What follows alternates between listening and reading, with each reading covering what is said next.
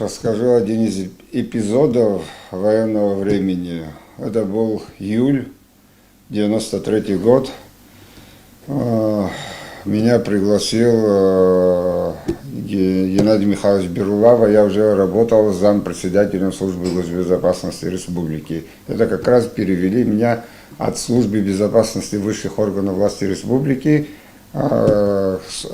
создали новую структуру, и меня туда перевели. Геннадий Михайлович меня попросил, сказал, что просьба Владислава Григорьевича, говорит, знаешь, что там по своим каналам, говорит, встречался с людьми, говорит, один из руководителей, говорит, Министерства госбезопасности, говорит, северокавказских, говорит, просит, говорит, чтобы приехали, говорит, информация важная будет рассматриваться на этой встрече, говорит, Борис Николаевич собрал северокавказских республик и присутствует еще Шеварднадзе там. Я выехал туда, и Аслан тоже со мной был. Я взял Аслана, и Аслана Бжаня со мной был. И там еще по пути я забрал Беслана Гвитиня, бывший замгенерального прокурора. Он там представительство, штаб был в Сочах, он тоже там находился, потому что я попросил, чтобы они встретили меня и провели туда. Прибыл я в Дагомыск, где проходило совещание северокавказских республик. Но я-то официально не был там приглашен, старался так влиться в круг отдыхающих и потом встретиться. Но он мне адрес дал, дача, где, чтобы я остановился, чтобы потом он туда подъедет. Но я не выдержал, пошел на этот комплекс и, разгуливаясь тихо по этому комплексу, наткнулся на замминистра иностранных дел Бориса Николаевича Пастухова. Он знал меня, потому что часто приезжал в Гудаутах, видел мне все. И говорит, он, какими судьбами ты оказался здесь? Я говорю, сейчас же не в охрану Владислава Григорьевича нахожусь, я в службе госбезопасности, отпуск взял, говорю, прибыл на отдых. Ну, говорит, я понял, говорит, отдых совмещаюсь с работой, говорит, чтобы добыть информацию, говорит, по нашему сегодняшнему совещанию, наверное, я говорю, конечно, говорю, так же не буду, говорю, приехал, говорю, надо же информацию тоже получить, пошутили, мы разошлись. И потом, в конце уже этого совещания, встреча состоялась с министром госбезопасности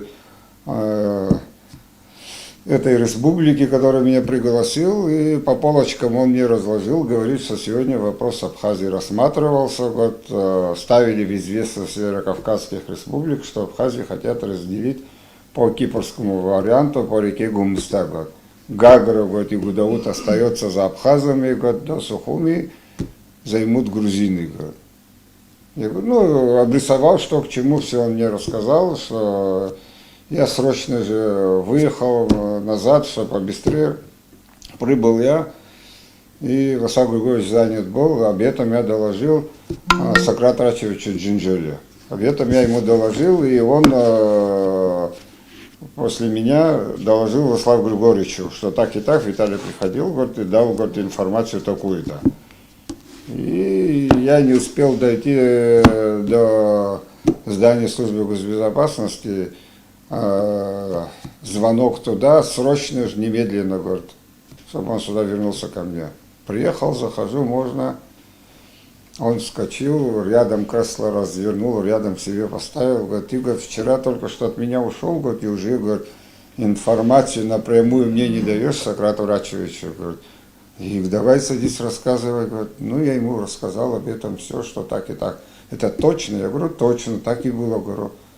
Но он удивился, все после моего ухода, но он собрал, по-моему, тогда Саид Таркил был министр иностранных дел, и остальных всех членов парламента он собрал. Ну, они уже знали после вот этой моей информации, как себе дальше в переговорах вести, что делать. Ну, я дальше не знаю. В этих встречах, что там было, но он как-то в одной из встреч он сказал, спасибо тебе, старик, за информацию, говорит, мы это использовали, говорит, молодец, что ты тогда съездил, это все, говорит, так, по этой информации так похвалил и разошлись дальше. Я не в курсе, конечно, какие вопросы, где, да, чем закончилось, но закончилась победа Абхазии, все равно целостность нашей территории осталась и все. был один из моментов таких. Ну, насколько необходима вообще была служба государственной безопасности в период войны? А какую работу вели? Вот ваше мнение. Знаете, служба госбезопасности в любом государстве – это рядом правая рука любого руководителя. Помните, когда в Азербайджан, по-моему, переворот был, Ильчебей пришел, потому что он диссидент, в свое время его привлекали, он на второй день разогнал службу госбезопасности, КГБ разогнал. А потом через 15 дней бегал, просил, всех собрал, поставил. Без службы безопасности ни одна государство не может существовать. Но в тот период, в период войны, если правду говорить, у нас не было службы госбезопасности. Потому что перед началом войны, в связи с развалом советского государства, и с Грузией Владислав Григорьевич, у меня даже есть официальный документ за его подписью, где был упразднен КГБ Абхазии. И в такое-то там время стоит, что имущество передат, Беслану Кобахе принять это все, было упразднено. И потом они успели там создать ИРС Абхазии, это информационно-разведывательная служба Абхазии, входящая в состав Грузии. И так война началась, а в составе КГБ Абхазии тогда было всего 15 или 16 человек абхазов, 18 русских, около 240 грузин.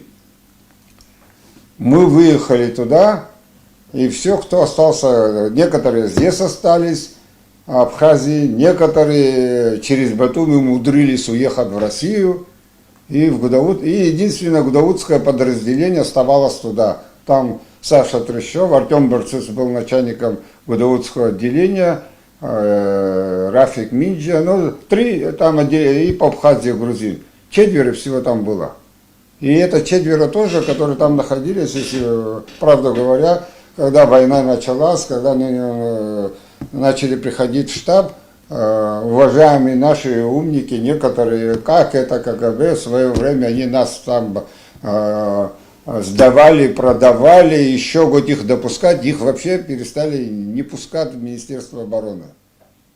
Был такой момент. Потом я Владиславу Григорьевичу сказал, там приезжают, уезжают, говорю, беженцы приезжают, говорю, они информацию получают, надо собирать, говорю, я попросил Артема Ивановича Борцец, какую-то информацию, бумажку напишите, говорю, я, говорю, ему скажу, вас примет, говорю, потом по ходу так пойдет, говорю, и процесс наладим. И вот они написали, кое-что информацию собрали вместе с Александром Трещевым, пришли, он их принял, а потом уже по ходу начал им задание давать.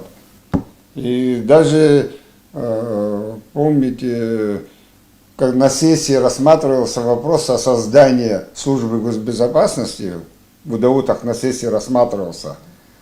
Начали ставить там, то Виталий Чамагу кандидатуру предлагали, то Зура Бачба говорили.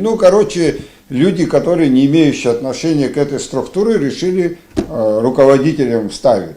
Но я несколько раз ему сказал, я не имею против ничего, против Чамагу или против кого-то, но поставьте специалиста, знающего.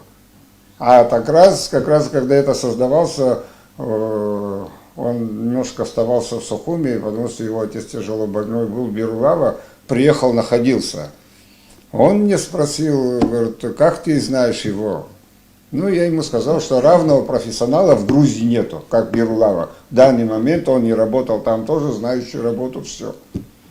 Пригласи его, говорит, он его пригласил, побеседовали. А потом через час беседа была, у меня встреча с Бирулавой. Бирулава подошел, я тебя не ожидал, говорит, что такого ты про меня сказал, говорит, очернил меня, вот иду и все, говорит, у меня глаза на лоб, что я мог сказать?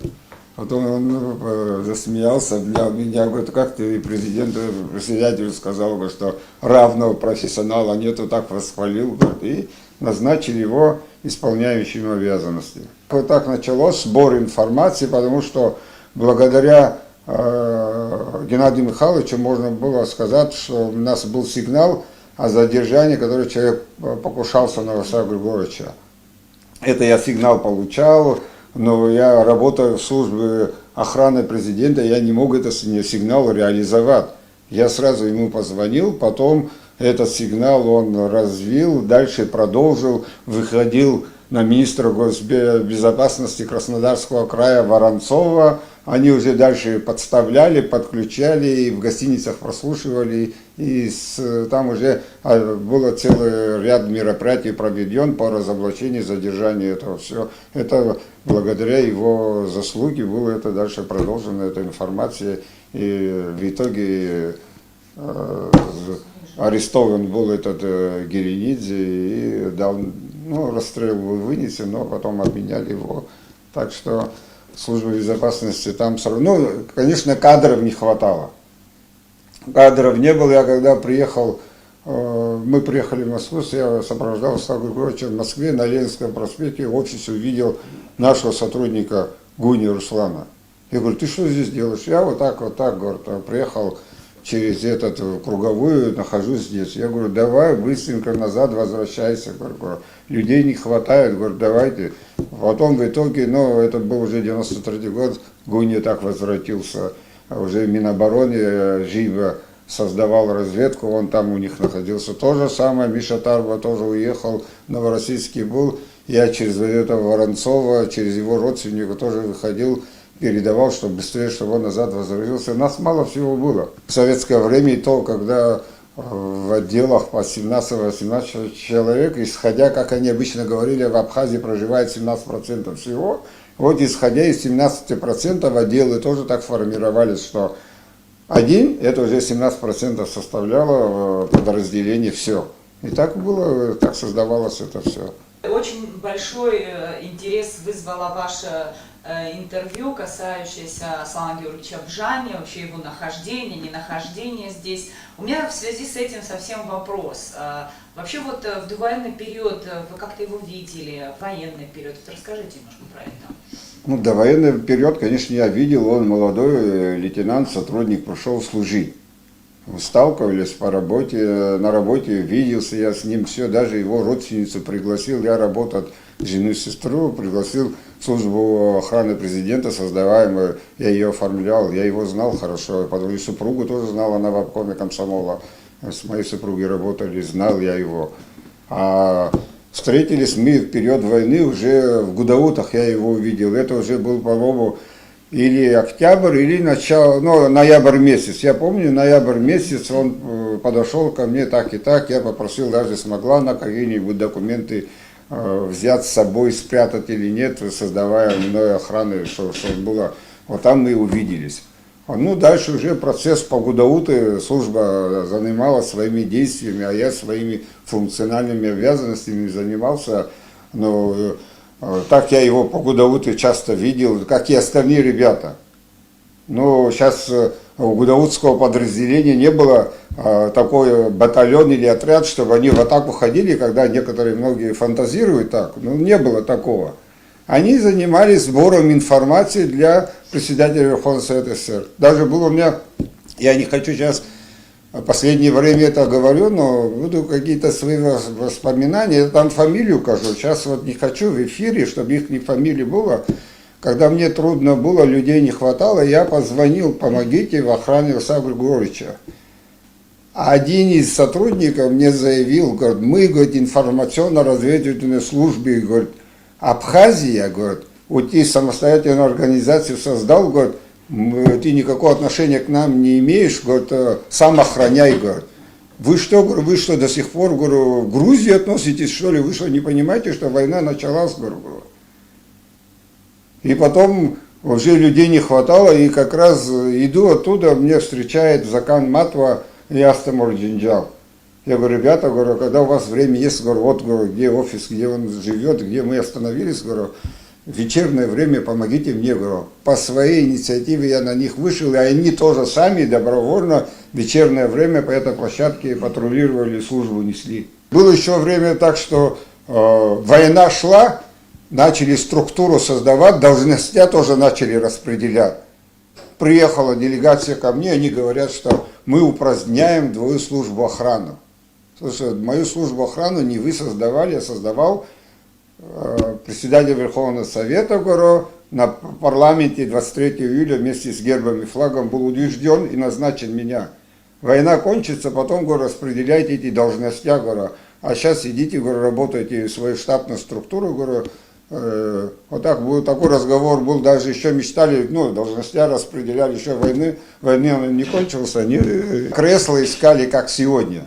Да. Сегодня ради кресла можно и родную мать продать, и ложную информацию сказать, облить грязью, очернить, лишь бы, чтобы ему там хорошо было. Вот так сегодня у нас в данный момент происходит.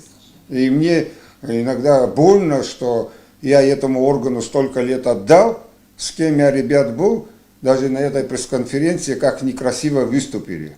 Один из них потом, он мне сказал, мы информационную войну выиграли. Я говорю, вы что выиграли? Вы грязью сами себе, вы себе облили, говорю, грязью, говорю. Они говорят, что я обладал информацией, через меня проходил. Ну, если ты помощник, какую информацию ты обладал, ты документы собирал, председателю заносил, или какие-то там печатал по его указанию. Даже тот же, скажем, начальник отдела информацию разведывательного характера получал. Да, ты получал, но общая информация разведывательного характера, это концентрировалось у председателя Верховного Совета, председателя службы госбезопасности. Я был зампредседатель, но не все это я знал. Для чего фантазировать, говорит, что чуть ли не Рихарда Зоргами были, не все, через них все проходило. Даже появились там лица, которые вообще не имеющие отношения с нашей структурой, нашей службы. Я против этих ребят не имею, но мне больно, и сегодня, когда я вижу, мимо прохожу. С некоторыми я уже не здороваюсь, мимо прохожу. Я уже, когда Владислав Григорьевич меня перевел, он сказал, говорит, слушай, кадров не хватает, говорит, я тебя прошу, здесь даже вневедомственная охрана может не охранять, говорит, кто из нашей Абхазии будет не стрелять, говорит, давай, говорит, переходи туда, говорит, надо поддержи, говорит.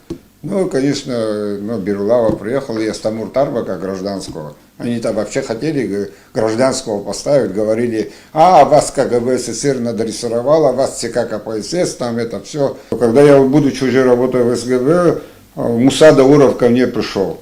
Он потом был в Минобороне, полковник, в квартире был он комендантом. Муса Дауров ко мне пришел, я его так знал, потому что он, там, будучи находясь в квартире, кажется, он посещал моего отца, тоже проведывал. Пришел ко мне и говорит, Сав Григорьевич мне прислал. Говорит. Я говорю, в чем дело, что? Чтобы ты троих вот, ваших сотрудников, офицеров, говорит, мне дал, говорит, так и так, я уезжаю, говорит, троих надо прислать. Говорит. Куда? Ну, я уже не стал, это указание Владислава Григорьевича. Ну, я пошел, уточнил, да, говорит, пошли, говорит, так и так, мы с ним договорились, но я сейчас не буду председателя спрашивать, по какому вопросу. Мне было дано указание. Я Закана Матуа, Аслана Бжания и Бори Лапвитава, всех наших сотрудников командировал, даже у меня где-то сохранилось, даже лишнюю, обычно командировка не разрешается, бланк там, целых, я не знаю, сколько они там останутся. Муса Дауров присылал мне копию командировочную. Даже номер пистолета стоит, моя подпись, я удивился, где он сохранил это все, что дополнительно все, что я ему дал командировочное. Они вот выезжали в Адыгею, в Карачаево-Черкесский, ну я даже и не спрашивал по какому вопросу, раз президент попросил направить людей к Мусе Даурову, я направил. Они там находились до июля месяца. Да, это было начало июня или июля, в июле месяце вот они были командированы к Мусе Даурову. Можно взять интервью у Мусе Даурова, спросить об этом, он сам скажет все.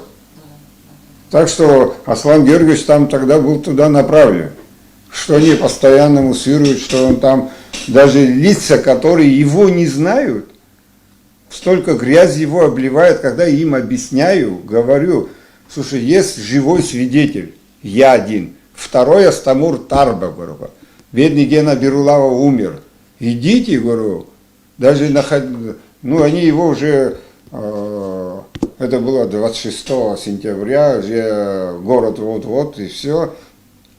26 сентября сделали документы, Но обычно сейчас же не могут же официально сделать документы, что по линии кадра, что все знали Слановжане, что направили работать негласно, нелегально в Москву. Надо было сделать, что да, он отказался и что-то под этим видом, что он уволился, все, человек отказывается дальше работать, не хочет в органах и все. Это личное дело официально так было сделано, а второе дело было сделано, что направлен по сбору информации по такой-то, такой-то линии в Москву, якобы, ну, начал в бизнесе работать, и в ходе уже прикрытия, да, в ходе уже дальше видно будет, там с него никто не требовал, как на второй же день там чуть ли не разведали информацию. Ему надо было внедриться дальше и все. Находясь там, я сам лично свидетель, что по $5000 присылал помощь нашей службе госбезопасности. 3 раза по $5000 он сюда. Есть там Алия бухгалтер, там 1 раз, 2 раз, 3 раз тоже. Я знаю, куда эти деньги, что к чему он присылал. А потом уже, когда Астамур Тарба подал в отставку, он тоже, можно его здесь, если помните, премьер-министром тогда был Цукба. В подъезде там взорвали что-то. Но Астамур Тарба, как порядочный, решил пойти рапорт написать, в отставку подать. Ну, Сав Григорьевич, даже не беседуя с ним, принял его отставку. Я когда увидел, я чуть с ума не сошел. До этого Астамур Тарба, ну, когда писал документы, он-то не профессионал, но знал, он работает, спецлитература у нас была, все, он над собой работал, знал эту работу. Ну, как я не зайду, открыто документы лежат у него. Я все время говорю, Астамур Борисович, я не собираюсь туда смотреть, читать, но ну, документы другие заходят, это все. А вот тот день, когда он отставку подавал, он что-то писал, я захожу, перевернул, лист положил. Думаю, ничего себе, подействовал мой инструктаж на него, и вечером по телевизору передают, что в отставку. Я звоню ему, говорю, ты что, и этот листок сегодня переворачивал, говорю, когда я зашел, рапорт, говорю, да, говорю. И вот так он подал в отставку. Ну, Астамур-то знал об этом все. Этот документ, личное дело, хранилось у председателя. Председатель уходит, другому председателю передается. Вот так передавалось. У нас даже есть какие-то, есть даже творческие ребята, так поменяли даже фамилию, помогали нам, паспортами дали, направили. Да, это была работа. Что об этом, что коллектив собираем, и в коллективе же не собирались мы оповещать и делать. Знал первое лицо, и кто делает второе лицо, все. Между собой решали, делали документы, отправляли, все.